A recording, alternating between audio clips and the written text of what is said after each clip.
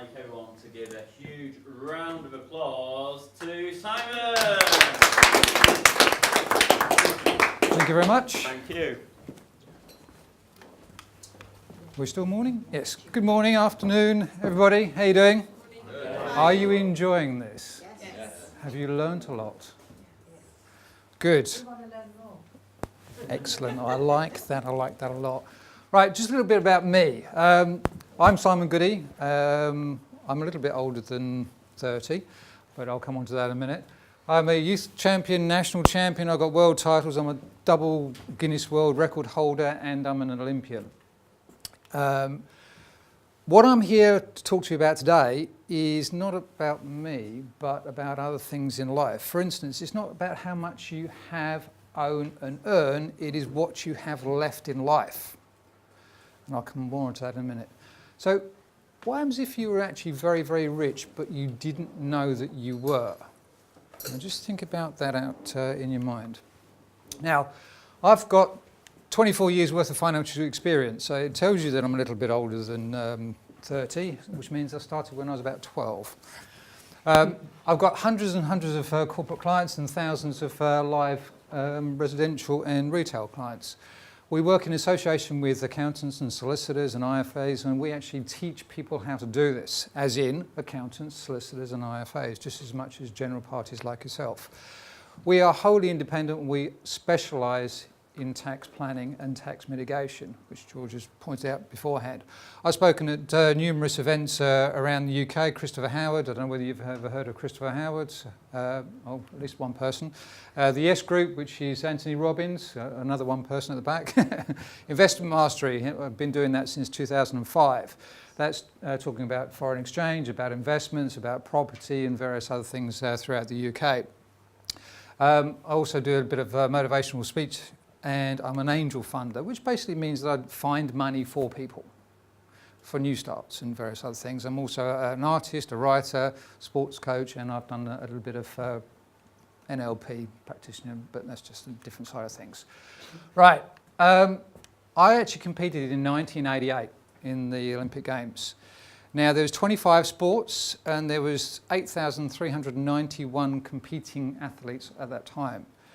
Now, I need to have this in 3 guesses.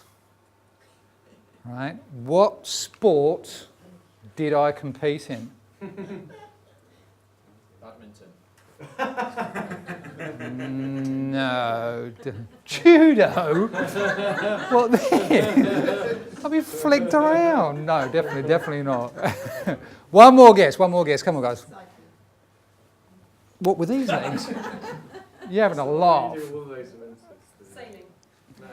You got it. Sailing. Can I have your name, please, young lady? Huh? Helen. Right, I'm going to put you up here. And it'll all become clear later on. Right. Oh, wrong one. So this is a couple of pictures of me, and that's just the logo that they had there and then. And that one actually hurt the most. Yeah. So that was many, many moon ago. Anyway, enough about me. The only reason why I'm telling you about this is not about impressing you, but impress upon you that what I'm telling you today is true and correct, is legal and robust. That is the only reason why I brought that subject up. Because I can never get my reputation back. So for that reason alone, I will tell you everything that is legal, because I can't get it back. It's robust and compliant with all legislation. So that anything that I'm telling you now going forward is going to clear your mind from what George was saying, is that death and taxes is the surest thing. Well, I'm trying to get around the death side of things, but the tax side of things we can now resolve. Now, tax mitigation is not necessarily about time and timing, because what you've got to do is you've got to make sure you do it at the right time. Not necessarily when you start out doing property or trying to do actually investments or earning in income, but it's about doing it throughout the year to make sure that you can actually get in before your tax year or before a certain time. By doing that, we can make sure that we can resolve all the issues. Now, money is actually like relationships, because if you do not love it and treat it with respect, it will leave you. Yeah? That's another thing that you want to think about anyway, just on an outsider point of view.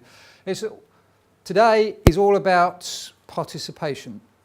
Now, I need participation, and that will become more clearer at the end of my presentation.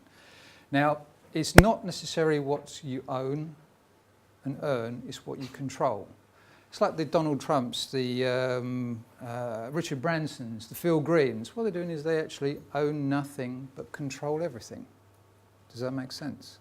And I'll bring that more into it later on. So who here has an income that they pay tax on? Can we have a little bit of voice as well?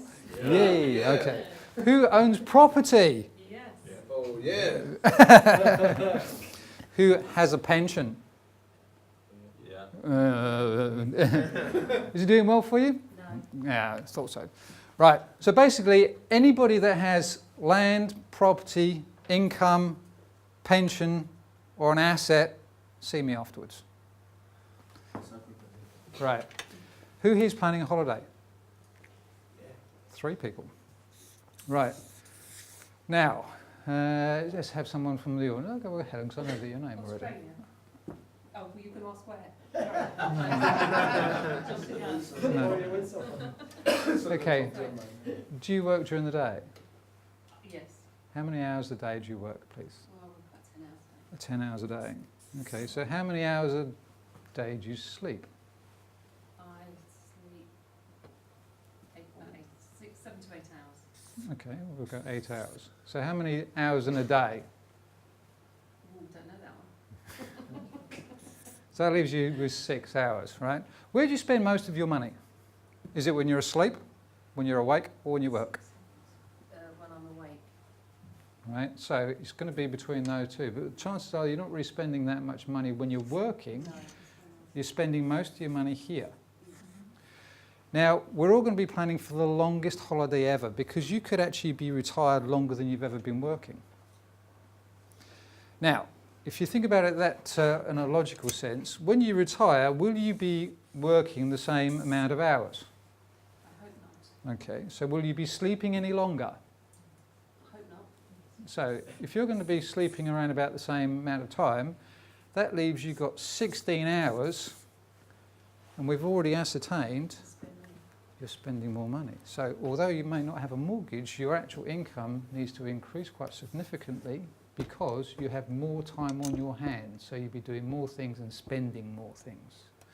So what we're trying to do is to make sure you get to a stage where your income has gone up without necessarily having any more money. Now, this weekend has been fantastic for creating money, creating wealth. But the biggest issue here is when the Inland Revenue gets its big fat stick and just bashes the hell out of general public tree to try and see what taxes they can get out of it. Now, the biggest issue on top of all of that is asset protection, because we live in a very litigious world. So we're talking about litigation, creditors, bankruptcy, divorce, a whole load of other things. So you don't want to be caught with no asset protection. Now, as we said, death and taxes is the surest thing. Now, in the UK, the tax rate here is 128% in your life. Right? So if you take into account VAT, corporation tax, income tax, national insurance, duty on fuel, insurance premium tax, inheritance tax, capital gains tax, you add it all up throughout your life. By the time that you've fallen off the twig, in most of, well, in fact everybody's here's cases, in about 85 years' time, is you would have paid 128% tax, which is ridiculous. Now, every single year, what we find is that stealth tax and other forms of tax is increasing. For instance, it's around about the first 150 days of the year, all you're doing is paying tax. And then last year, it actually increased, so it's actually 153. The rest of the time, it's just your money that you're earning to put in your pocket. So if you think about it that way round, it's pretty scary. Capital gains tax is up. Inflation, what they're doing is they're trying to increase inflation because what it does is it drives down the government debt. That's another way around of they're doing it, but that's another form of stealth tax. Now, if you own it and earn it, you can have it taken away from you. Now what I'm going to do is I'm going to show you a way that you can actually do something and know nothing and earn nothing and control everything, in which case then if you don't own it or earn it, you can't have it taxed or taken away from you. Does that make sense? Yeah. Good. Now, I haven't been doing these actually.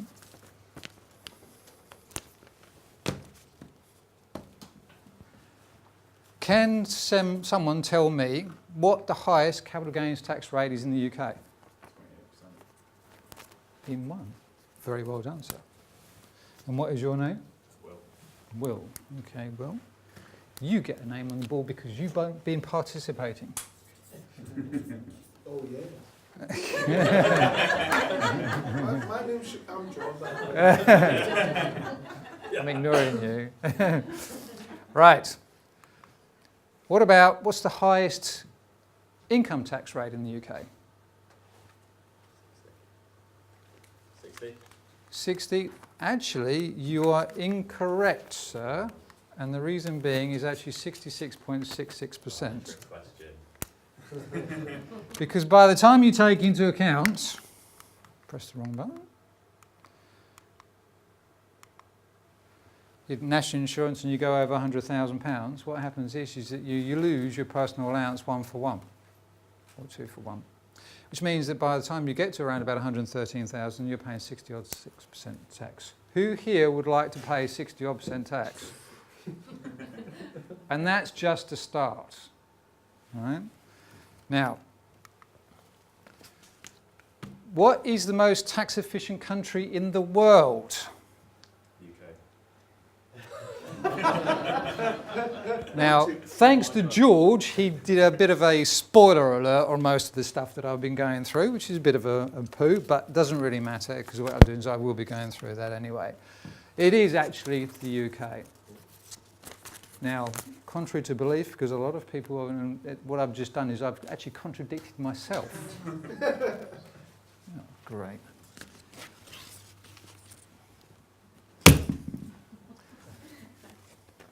See whether they stick this time. Right, so what is the lowest tax rate in the UK? There you go, and I'm not putting your name down because you've already been doing various bits and pieces, but I'll sort it out, don't worry. Yes, you are correct. Now, what I'm going to do now is I'm going to give you a bit of a broad insight on how to do this. Who would be interested in knowing how to get around tax? That wasn't 100%. Please can I have an idea of who would like to get... Thank you. Okay, right.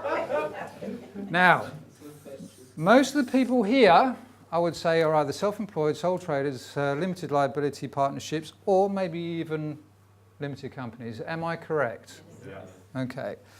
Would you say the majority are here? Who's limited here? My God. I'd say that's about 95%. So I'm going to go limited because that makes it a lot easier for me.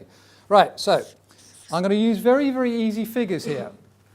Say, for instance, you're earning £12,664.99. That is an easy figure. Right, this, say, for instance, is on a monthly basis. This is how much you've earned, right?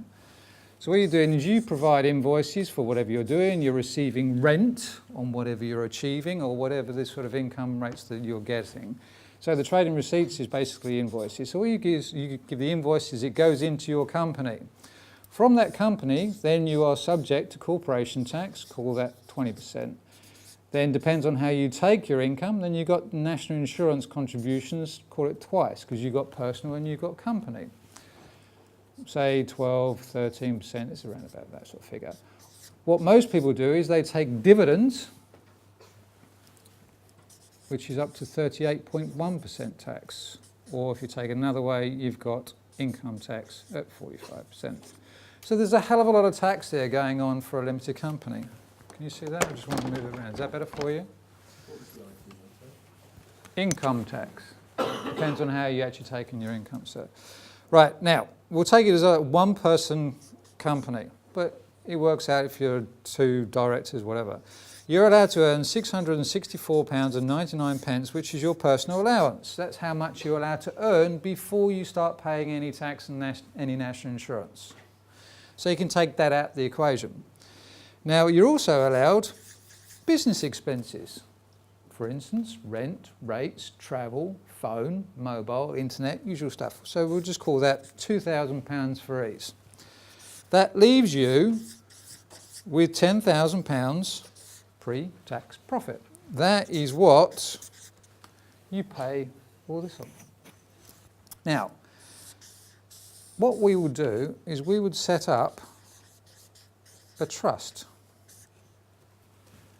Now, it's like a beneficiary trust, it's a bear trust, there's so many different variations, but we'll just call it trust for ease. Now, if you tick the relevant boxes from HMRC, and obviously we know how to do this because we've been doing this for 23 years. So 23 years means that it's legal robust, because if the government knew about it and accepted it, then surely they would have closed it down by now, surely, yeah? So, what happens is that the limited company asks the trust, can I make a contribution please? And you say, okay, I'd like to make a contribution of £10,000. So, we ask you to provide various bits of paper. What it does is that you give those to us, and what we're doing is we'll give you the certificate of acceptance, and what you're allowed to do is you can pay as much or little as that £10,000 you like into the trust. So if you paid the full £10,000 into the trust, Will, can you tell me, if you paid £10,000 into the trust, what profit have you got now? 0. You're good at maths, aren't you? Okay, so if you've got 0 profit, how much tax will you pay on 0? 0. Thank you. Which means that you just saved corporation tax, national insurance, dividends and income tax. This £10,000 is 100% tax deductible by statute, which means that it goes down as either legal or administration expense. Sorry, Simon, what was that E again after personal allowance, the 2,000? What's that again? This bit here, Yeah. expenses. Oh, yeah. Yeah, it's an E with a kiss. Did you say something funny? Fuck off. Right, so now what you're doing, the tax now resides with the person that has had it or earned it, which means that this is just a piece of paper in someone's vault. Now they get £200 a year for having this piece of paper in their vault. So you pay the trust? Say what? So you say, who's paying the £200 a year? The limited company pays the trust Pays the trust £200 per annum. to keep the money. No, I'll come on to that. It's a very good question, and I like questions, so don't be afraid of bringing these up, because it's participation, yes? Right, so the tax now resides in the country of origin, which we've actually placed in a jurisdiction that doesn't pay tax. Could be Jersey, Guernsey, Isle of Man, Belize, British Virgin Islands, makes no difference. Assuming that British Virgin Islands is still there. As in that part of the office, obviously. So what you've done is you've got the trust is in a jurisdiction that doesn't pay tax. So you've gone from a company that pays, or should be paying stupid amounts of tax, down to 0. The trust is in a jurisdiction that doesn't pay tax either. And they have a piece of paper in their vault that they get £200 a year for holding on to. Now, answer to your question, and what is your name, young lady? Ginny. Sorry? Ginny? Ginny. J-I-N-N-Y. J? Yeah. I-N-N-Y. Okay, cool. Right, what we do is we actually set you up a limited company. So we're going to call it Ginny Limited. Oh, why? Yeah. Now Ginny Limited has one director. It has one shareholder. Now you've got the checkbook, you've got the keys to the vault, you've got the ATM card and the internet banking, and you're the director and the shareholder. Who has control of that limited company? Now this is a non-trading company. This non-trading company means that it doesn't pay corporation tax, and it doesn't pay dividends, and it doesn't pay income tax, it doesn't pay national insurance contributions either, because it's not going to earn anything. But this limited company signs a very, very sexy piece of legislation called a fiduciary agreement. Now what that means is that you're now managing somebody else's money. Now the law states, and this is plain vanilla law, is that you cannot pay tax on somebody else's money. Yeah. Same as a fund manager does in the City of London. In London, what you're doing is you've got fund managers that are trading on billions and billions of pounds a year. They will never pay tax on behalf of the investor. It's always the investor that pays the tax. So here, the investor is the trust that doesn't pay tax. So you as a fund manager is looking after the trust money, but you don't pay tax either. Now, when we ask the trustees for permission, they say, yes, that's not a problem. So what happens is that when you get permission, your trading company goes, yay, and it pays your non-trading limited company. So you never give any money to the trust. The paperwork substantiates that you've given it to the trust. So you never lose sight of your money. So you're not giving it to a faceless person in the British Virgin Islands or Belize or wherever and hoping to God that they're going to give it back to you. All you've done is you've just gone from, Barclays here and paid Barclays here. Screenshot. Blop. So do questions at the end, or is it okay? You can throw as many as you like. So is there like an annual limit to that? No, No limit. it's just profit or what you're earning. Profit Yeah. straight in. You can retain as much as you like. For instance, if you want to have £25,000 left over at the end of the year so that you can go and do more buy-to-lets, or for factoring, or leveraging, or borrowing, or whatever you wanted to do it for, you can retain as much income as you like. So now you become a voluntary taxpayer. Me, personally, I chuck everything I can through this thing so that I don't pay tax. I don't pay tax anymore. I'll prove it, because I've got my accounts here if you want to see them. I don't have a problem with that. Let's see the bank accounts. Proof is in the pudding. So, what happens is your trading company just pays your non-trading company. It could be in the same name, the trading and non-trading. That trading, Can call we it, do trading, Ginny, non-trading? no, I'd say call it Ginny 1. You could have Ginny 2. I've had people call it Daisy Blue, Purple Pig, Cosmic Turtle. Go figure. What was the other one I heard? Norfolk and Way. Yeah. Think about that one. Pay and not pay. Yeah. So, the money is now here. What can you do with this money? Anything that you like. Right? Because you are now, and this is why I bought my hats, is you become the bank manager. So you're the bank manager of Ginny Limited. Ginny will have a meeting with herself in the morning with a nice Costa Rica coffee and say, excuse me, Ginny, but you need £10,000 to spend. Okay, that's fine. So what you're doing is you just take the money out of Ginny 2 Limited. I'm going to get purple all over my face, aren't I? And you just pay it into your personal account. So does that not then get tracked back into your self-assessment when you've got the money coming into your self-assessment? No. But And the why reason not? being, Why not? the reason being is the paperwork here, you actually sign what's known as a trading loan agreement. Now that means that you as a director here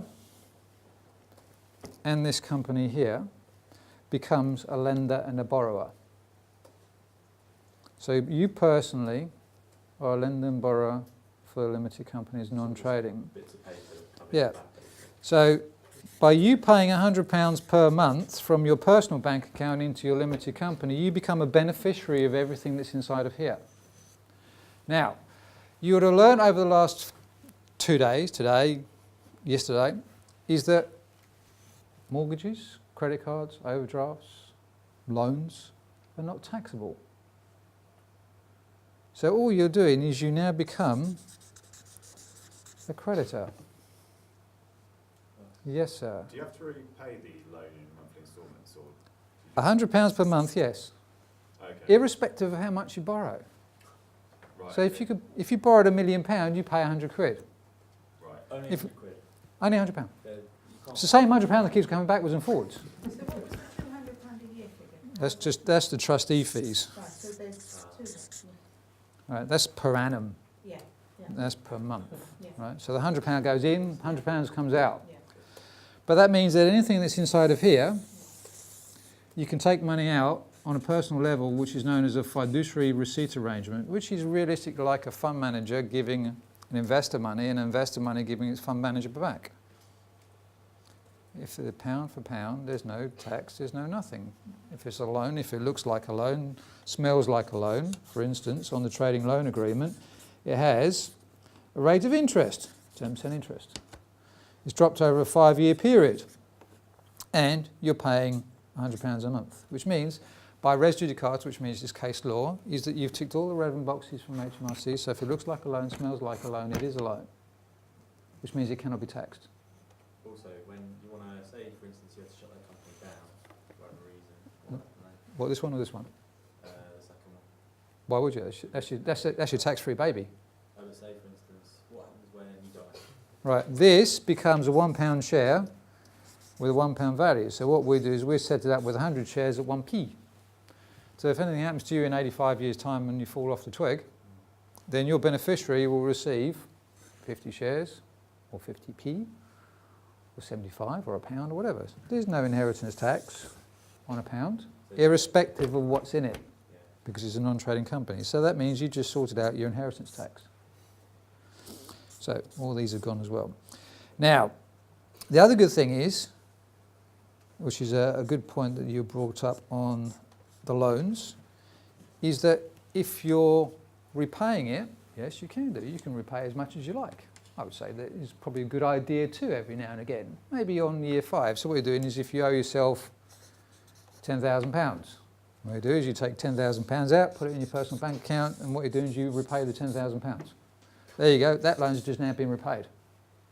This new now £10,000 is now a loan again for another 5 years. Or you could just not pay it and it becomes a debt to your estate. So by creating a debt to your estate, you could have £1 million worth of debt and £1 million worth of assets.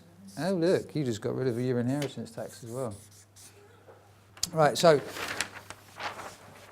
what you've got is you've got your 3 boxes.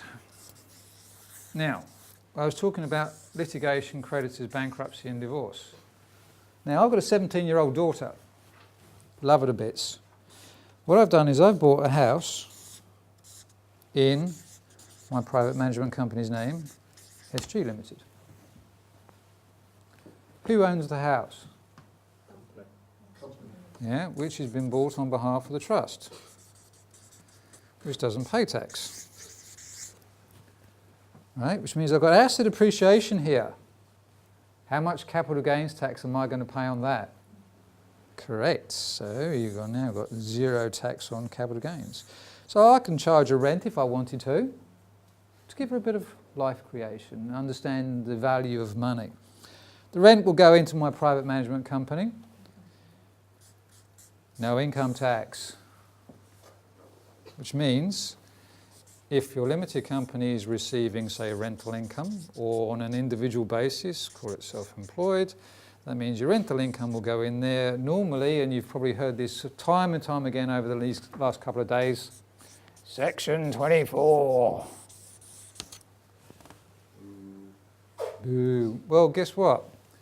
If that was your profit in a limited company, you've put it through the system, it's ended up here, you just got rid of Section 24. The money's in here, so which means if you bought the house in the limited company's name, the rent goes into your limited company, which is non-trading, which doesn't pay tax. So you've got 7% gross yield, which means you've got 7% net.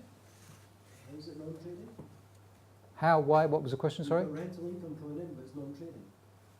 You can have as much as you want. For instance, a fund manager in the City of London. It's a fiduciary agreement. It's ring-fenced against litigation, legislation change on Finance Act 8.6, which means they cannot change that, otherwise they're going to have to unravel 300 years worth of fund managers. You're going to have to find out how much money was in the fund. Are they alive? Are they dead? Was it pre-decimisation? What tax bracket are they on? What do they put in regular premium? Do they take any money out? What rate of interest do they get? It will kill the City of London within 3 seconds. So this cannot be changed. Nope. can I have them? They are looking into trusts and things, aren't they? The government. Retail trust, yeah. They've been banning that around for years. I've been doing it for 23. 100% record over 23 years. I'm sure you'll go on to that, but Mhm. I'd like to know how this is a limited company. You can do it for self-employed as well. It works the same as Yeah. if the properties are in your name? Yeah. That's interesting. You just put it down as your self-assessment. All we do is you add a line which is on section 8.6, section 6 of your profit and loss for your self-assessment, which is where you normally put your pension contributions. All we do is you add a line saying contribution to a remuneration trust. You have full disclosure to Inland Revenue. If you've told them what you're doing at the top, and you've got, because this still has to have a company account, so it's a limited company. So this has company's accounts, but because it's non-trading, it does company house accounts. So you've got full disclosure here and full disclosure here, which means that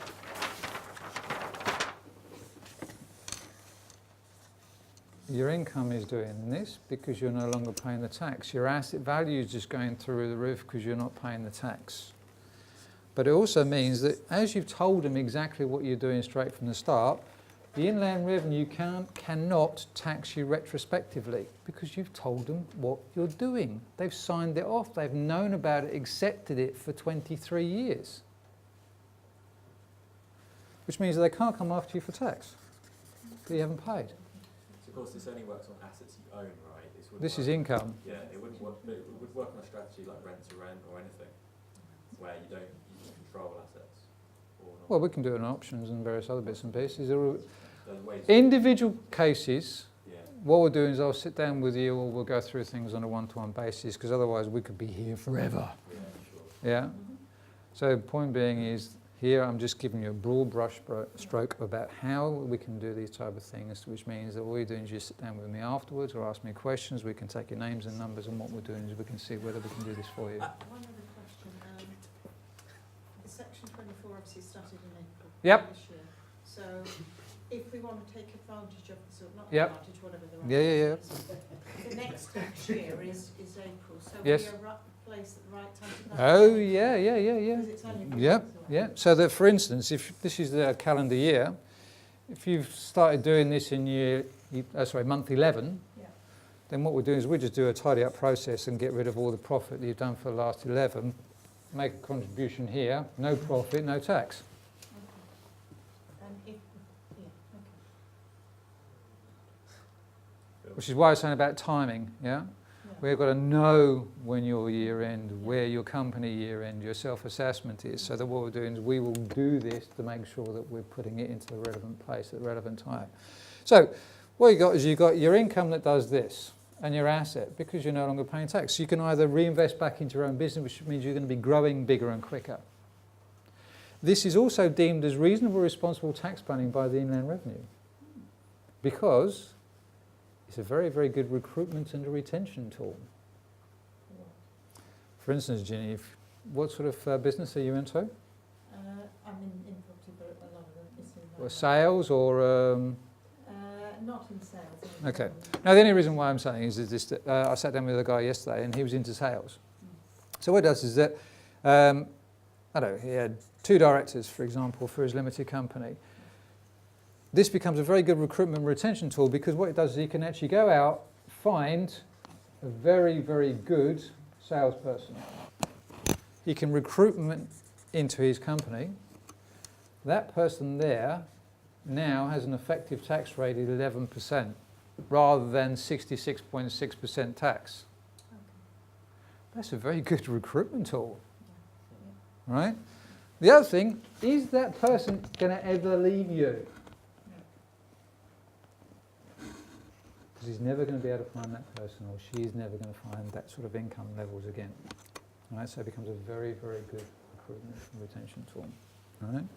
So, good thing is all part of this, you have the legal administration and your guarantees. Oh, I'm going to jump back a bit. Remember telling you about the property? That's in the limited company for my daughter.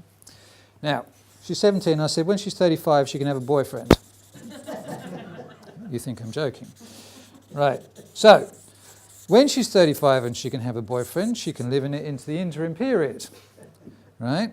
She's paying me rent if I want to charge her rent. The income's tax-free, the asset's tax-free. But if she gets a meal ticket partner that goes, Dad's doing all right.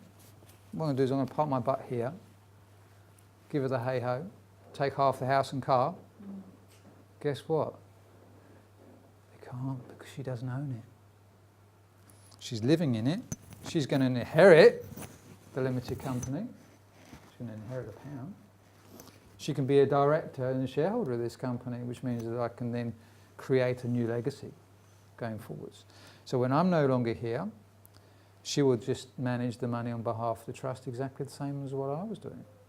But it just means that because the asset is in here, that means that everything that's inside of here, income, assets, cash, whatever it is, that's protected against litigation, creditors, bankruptcy and divorce. Yes, sir? Does that mean you can't get mortgages in the trust name? No, because what we're doing is you just do it in the limited company's name. You can do it two ways. Very good question. I'll come on to that now and I'll go back onto this later on. Right, so you got your limited company name, or limited company, SG Limited. You want to go out and buy more property. Yeah, funnily enough, because that's why we're here, isn't it? Or doing various things for growth. You have two options. You can either buy it in the limited company's name, which is commercial, yeah, because it's in a limited company's name, which means that your loan to value is lower and the rate of interest is going to be higher. You can do it that way. It's not a problem at all. Or, what I can do, and this is a selfie, is that I could actually buy it in my name.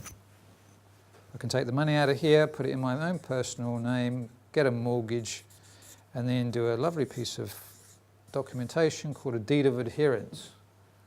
And that means that I bought it on behalf of the limited company on behalf of the trust because it was more beneficial because that now becomes the other way around.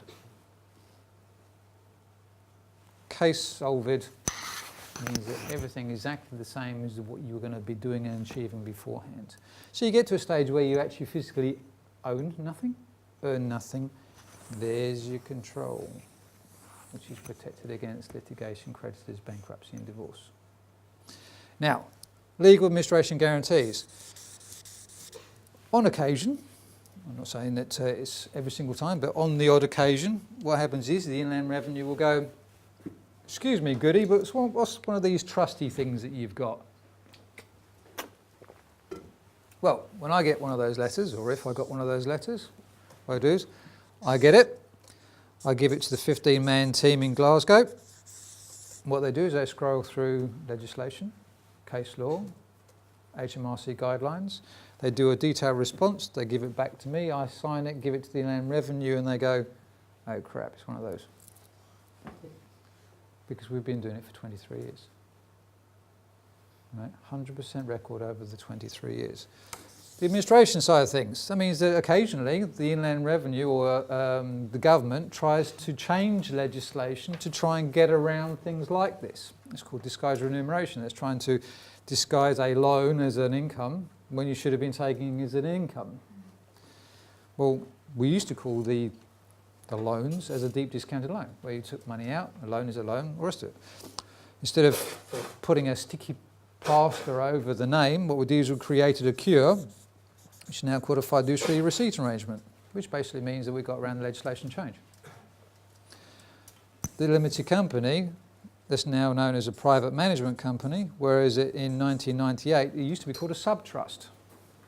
And when the Inland Revenue and HMRC and all the other guys, government, turned around and said, okay, we're going to change the rules on this bit, that meant that the sub-trust was no longer compliant to legislation. So what we did is we just changed the name to private management company. Oh, guess what? We just got ticked up again. Because the good thing is, the trust deed is undated. So what happens is when they muddle with the legislation, we just go back infinite different time, we change the trust deed, make it compliant, and you pay no tax going forwards. And that's how we've kept 3 steps ahead the inland revenue. So the government can't come after you for retrospective tax because you've given them full disclosure top, middle and bottom. If they need to see the paperwork, then that's fine. I don't have a problem giving it to them either.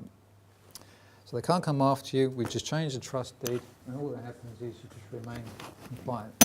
Worst case scenario is that if the Inland Revenue ever did find a way of breaking this, and I can tell you the reason, well, one of the reasons why they were never, A, is I have 2 HMRC clients on my books personally.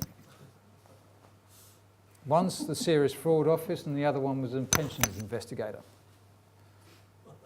And I put the pension in his trust. I hope their employees don't know about it. I also know that so you've got 4 junior and 5 senior ministers that also got their own trusts. And we also know that Osborne's got his. So they're not going to be playing around with this.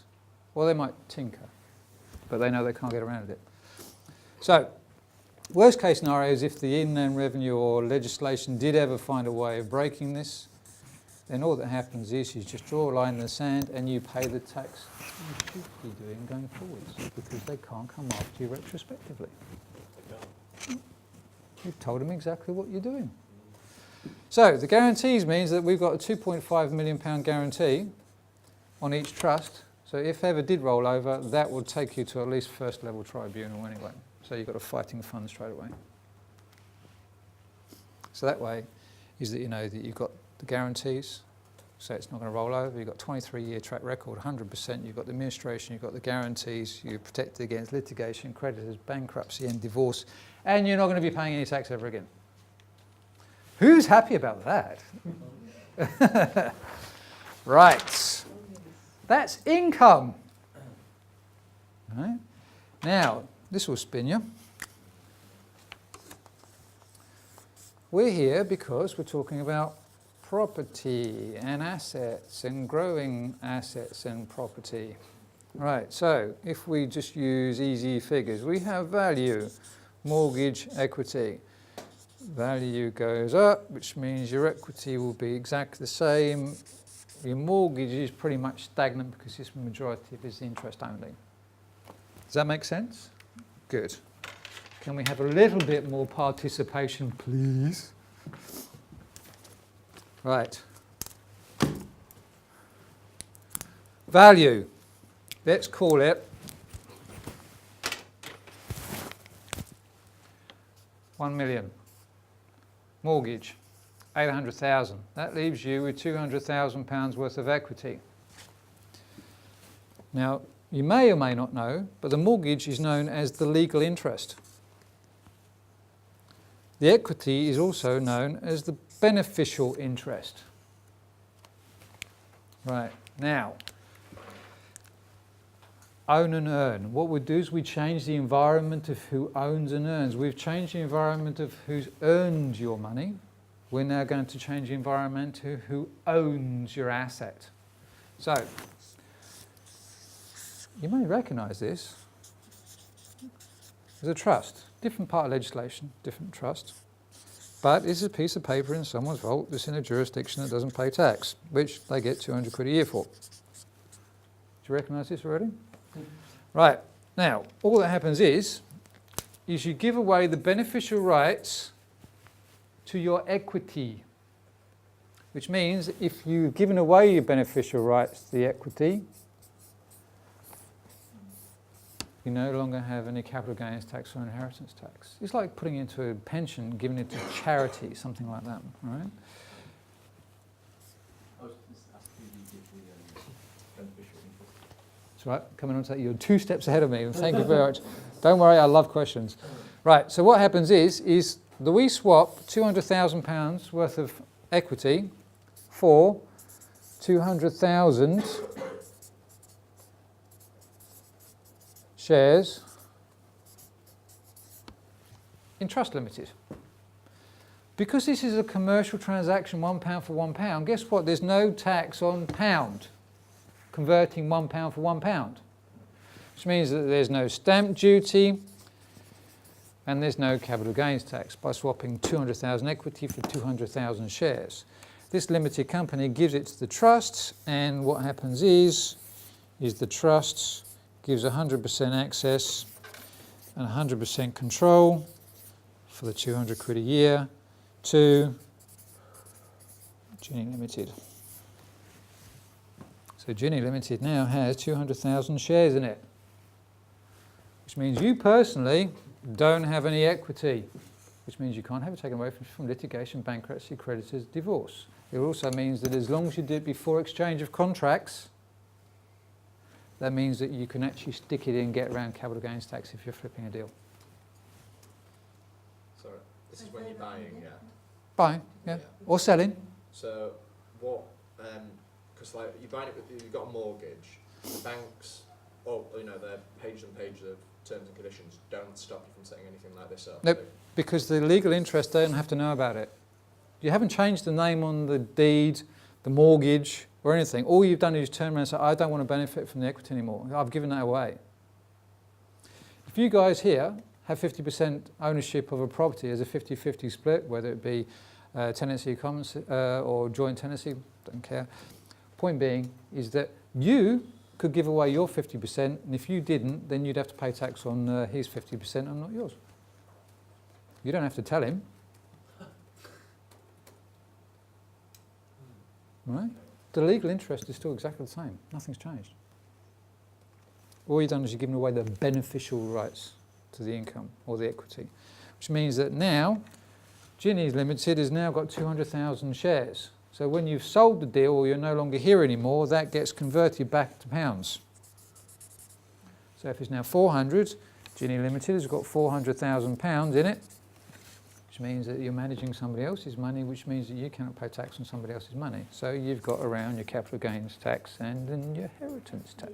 Just on that again, because it's money.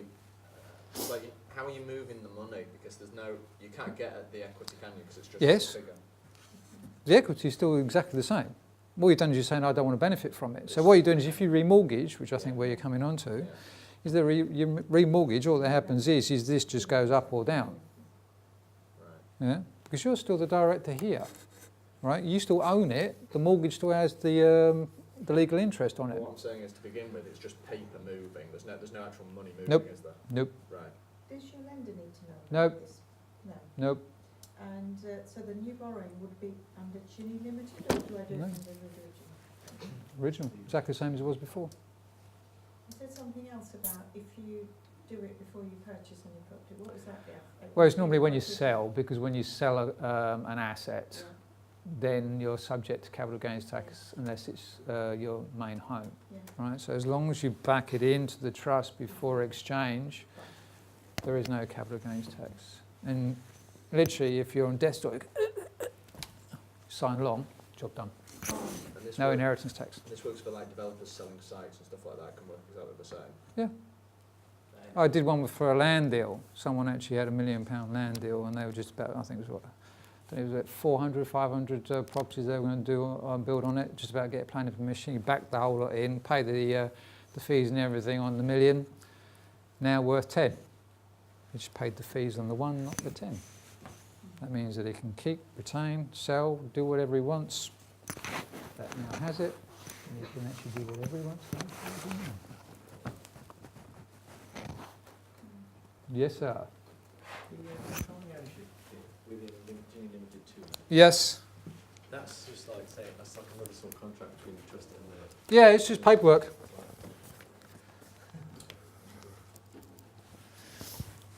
There must be more questions than this. How much does it cost you to set up? Say what? How much does it cost you to set something like that up? Well, that all depends on the size and everything else. But basically, there is a flat fee for doing the trust, because obviously the use of the trust is where they make the money. Your effective tax rate, if you take everything into account for the income, running out of hands. For the asset trust, what they do is they just charge 10%. Right? For the income, they charge 10% and the 1% for 5 years. That way is that you got that pays for all your legals, administration, your guarantees. That's a product usage, which means that they keep 5 steps ahead of the inland revenue. It's like an R&D fund, if you like. So what they're doing is this: keep scrolling through the legislation, the whatever. So it's 10% of any money going through the system? Yeah, pretty much make a contribution of 10,000, it's going to cost you 11. So your effective tax rate is 11%, not 45. Instead of paying 28 or 40, it's effective rate 10. But if you're going to flip it, then it's not just gone through. Once it's inside of here, for instance, if you've got the 200,000, it's now worth 400. The 400 is now in here, so you buy more property through here. It's a bad house. Needs renovating. Which means that there's no further percentages once it's in here. So it's like permanent entrepreneurs relief. Yes, yeah. So once you've gone past that level, once you've dumped your asset into here, whatever you make, if you put £1 in here and turn that into $1 million, you've paid the 10% on £1. There, you're protected, not for your lifetime, but for your kids and your kids and your kids' kids' kids' kids' future. No tax going forwards, because they're looking after somebody else's money. It's just using the law. It's commercial. And that's why the government don't like it much. We're not going to stick it on the side of a bus saying 0898, pay no tax here. Which is why I just speak at these type of events and do this. Yes, sir. How does it get considered as non-trading? Let's say you've got that non-trading entity at the bottom where you put the money to initially, buy more assets in there. How does it get regarded as being non-trading? It's the fiduciary agreement. It's exactly the same as the 8.6 of the Finance Act. So you're acting as a fund manager, exactly the same as the City of London does. And because you're acting as a fund manager, you cannot pay tax on somebody else's money. It's always the investor that pays the tax. Here, the investor is the trust, not you. You don't own it anymore. You have it in your pocket. So it's like having £1 million in here. You just taken out and just stuck it in there. This one is subject to stupid tax, and that's subject to 10. You had a question? Yeah, so can this be done retrospectively? Yes. The property that you've already got? Yes. Mm. You can Both back of them? in. Yeah. You can back in your existing assets into a trust. Is that both your personal property and the limited If it was owned by a limited company, then we'd have to have a chat, because there's, I think there's about, Denise, is it 8, 9 different trusts? Yeah, there's about 8 or 9 different trusts that we have in play, but these are the two main ones. Depends on how you own it, who owns it, where it's structured, etc., etc. Oh, and by the way, we can get around stamp duty. What's the role of those 15 people you talk about? This is the people... Yeah, this is just your legal backup support. So that just means that if there's any problems with HMRC, as they come back and ask a question about what's one of these trustee things. I mean, I've seen some of the letters that come back from Glasgow, and you sort of go, oh my God, I wince at some of the stuff. And they're going, you're taking the mickey, you're outside your guidelines, this is legislation, this is case law as in res judicata, which means they can't go back on something that's already been done and sorted. So if it's already been done and sorted, they can't keep going back over the same thing. It's about, it's like double jeopardy, getting done for murder twice. You can't, yeah? It's set in stone. And in terms of setting all this up, Uh-huh. part of that fee you talk about is all inclusive of... Now, we charge a setup fee. That's how we earn our money, Okay. right? But Set a fee plus that, yeah. that's what they get, you know? I just get the Does it setup have fee. a name in the industry, this kind of thing? Call it whatever you like. Asset trust, income. It's like, you know, like the Jimmy Carr schemes which they've tried to close down and stuff. It's like... Very good point. Okay, I'm going to give you a Jimmy Carr, right? Now,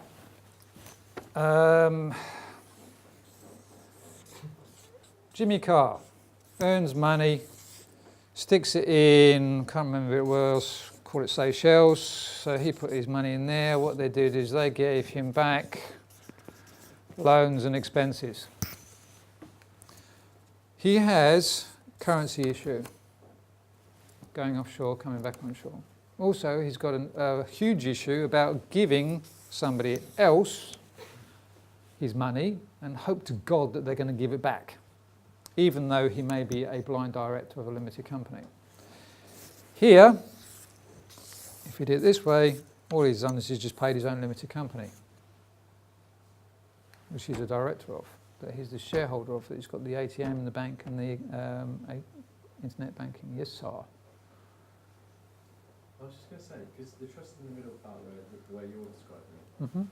and you're paying 10% on the money you put in there, How do Mhm. they know about that transaction if you're paying from the responsibility? Because that goes on your self-assessment or your profit and loss, which is on section 6. I mean, how did the trust make their 10% pay? Well, all you're doing is you pay them the 10% or the 11%, depends on what trust you're doing, and then what you're doing is you receive 89% of whatever.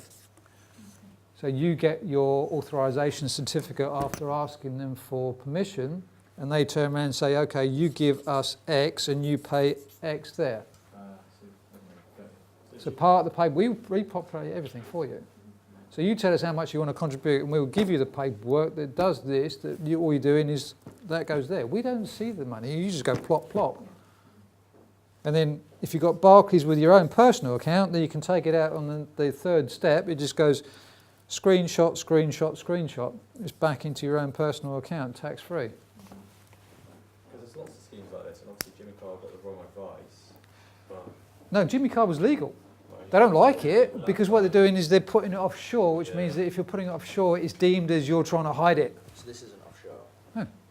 Because remember, your money's here and your money's here. That's UK, that's UK. why didn't you do this? It's not what you don't know, what you don't know, you don't know. I mean, you guys are here and you've now been educated to a level of being a voluntary taxpayer.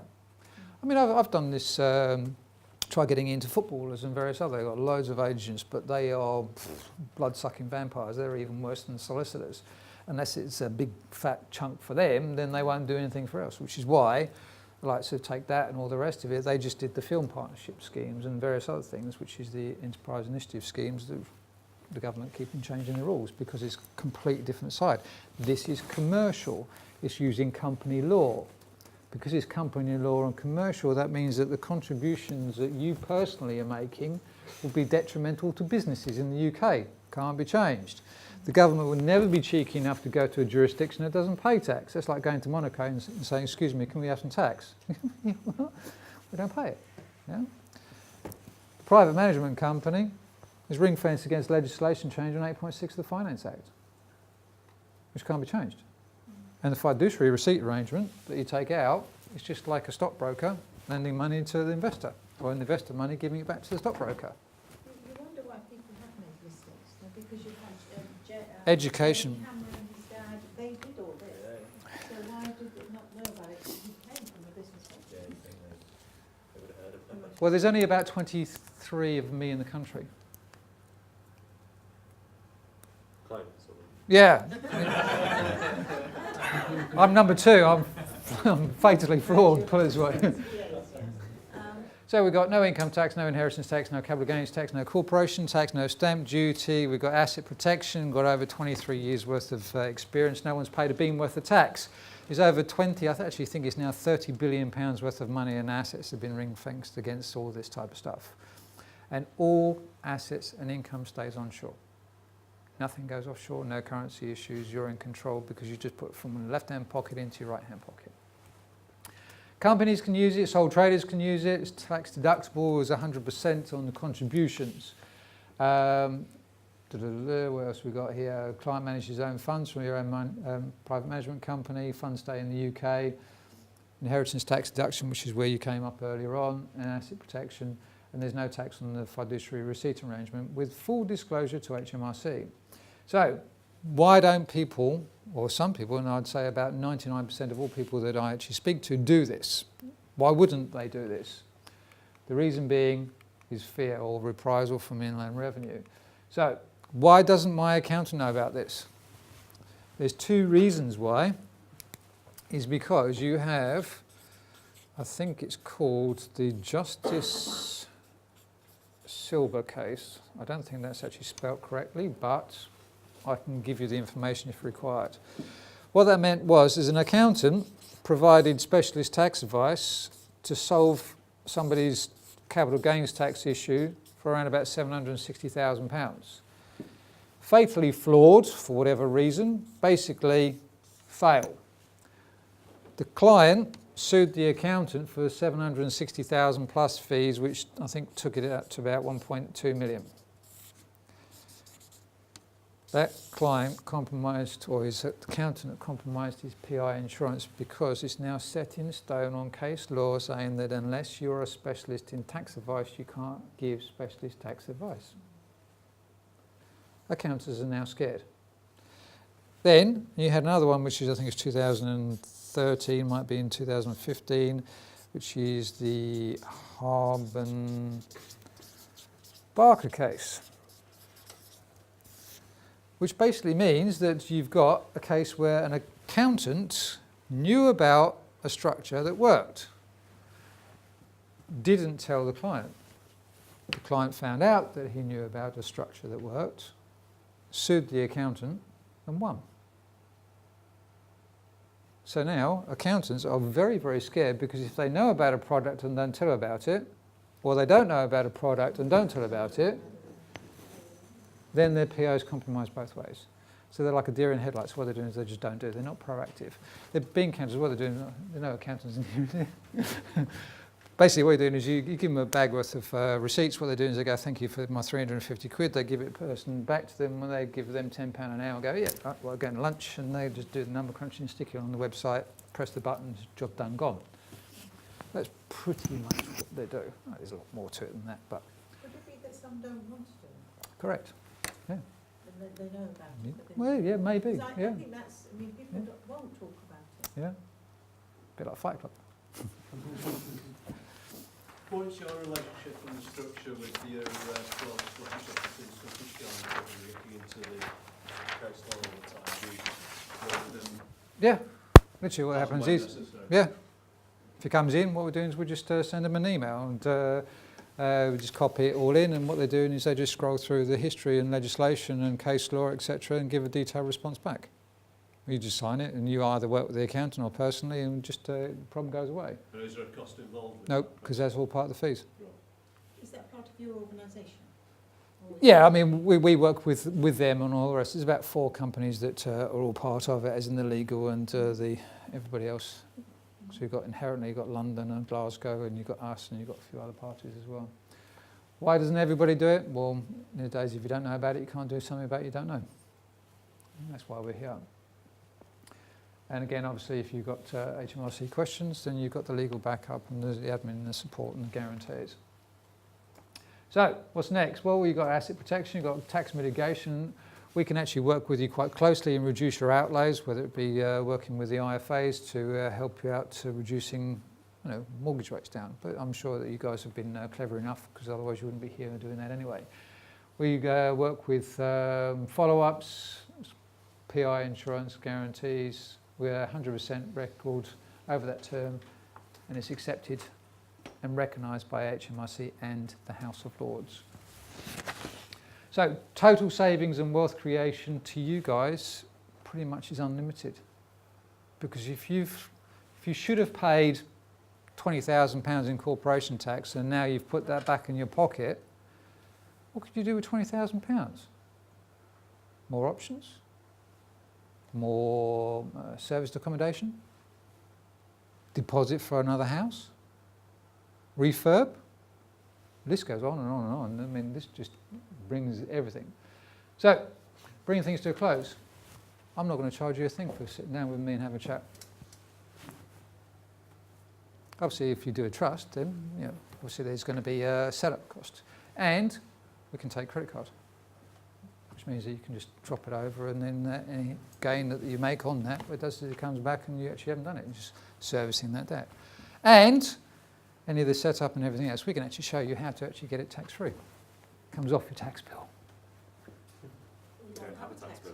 Ah, there you go. Not now, that's right. Very good. Right, any questions, please? Where are you based? London, Chelmsford, Essex, but I'm here, so I can go anywhere. I will drive or train. Yeah, not far, not a million miles away. Any other questions? What's the relationship with Scots law? Not a problem. No. Asked the question. I had somebody ask the same thing the other day. It wasn't a problem. Any other questions? Are we able to talk to some of your clients? Because obviously, I can ask them. I can ask them. I don't have a problem asking them. Yeah, it's just Yeah. so that we understand, you know, how it's worked, because I think that's important. Yeah. Because, you know, and you may be making big changes, Yeah, so we want to make sure it's actually. of course.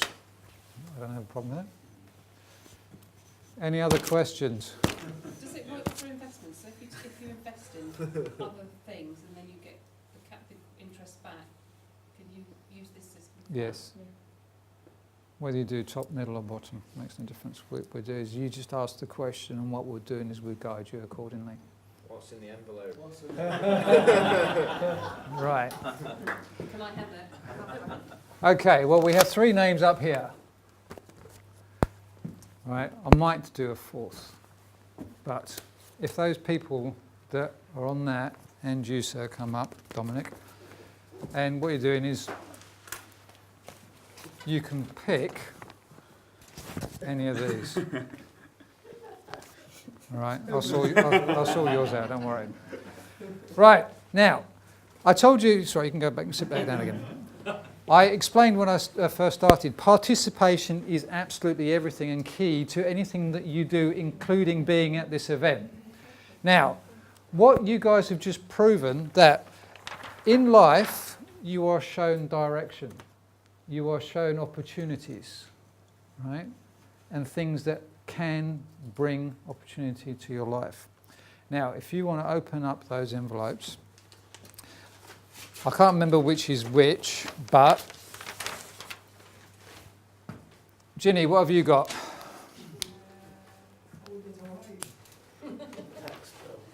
Yeah. How many? Blue tractor, Right, Ginny, you have got, blue tractor. you've got shares in a, it's right, I know what it is. Yeah, well, she's actually won a company that Blue Tractor is about to revolutionise financial services. She's got 100 shares, which is worth around about, well, I think probably much as of tomorrow, probably around about minimum £1,000 worth of shares. But those within the next 3 years will probably give you an income of around about $75,000. What? You heard that correct, yes. How for income every year? No, for 2 years you will have about $75,000. Let's look at the other one. Seriously? Seriously, These are mine. they are yours. So how Yes, come I ma'am. got them? 20 shares in Global Solutions. Global Financial Solutions, that is the same sort of company. This actually has assets under management. That's like a fund manager.